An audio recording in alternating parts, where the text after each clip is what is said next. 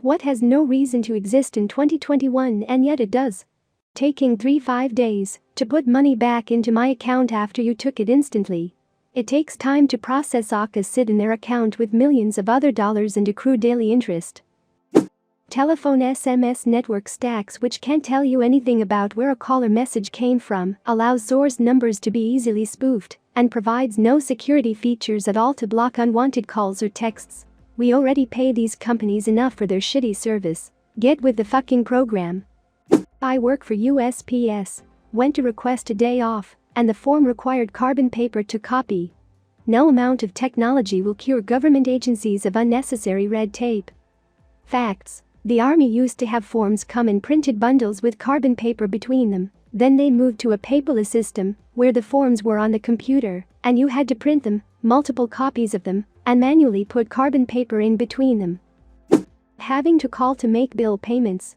I was about to say this. I just made the final payment on my car. For 5 years they have automatically withdrawn the payment, but for the final payment I either had to call or go into the bank. Yesterday I called, and the lady said there is a $10 charge for doing it over the phone.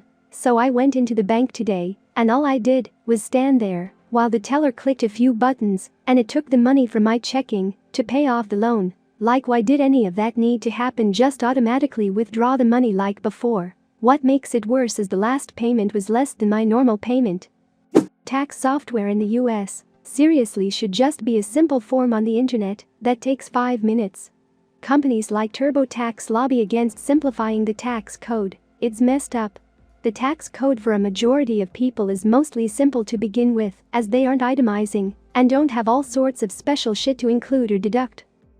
They're not aiming for simplifying tax code, as hiring enough legal eagles to understand the encyclopedia collection that is US tax code also costs them more money. They lobby for us to have to go through them to do things like e-file etc. instead of the IRS, and each state just throwing up its own tax prep website.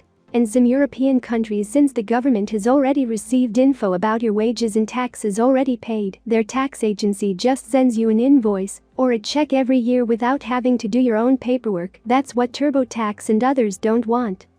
The doctor looked you over and declared you fine. That'll either be $300 or $15. I once went to the ER because of severe pain in my flank and throwing up blood. They gave me morphine without my consent, and a doctor saw me for 2 mins to tell me to see a GP. Got a $3,500 bill for that.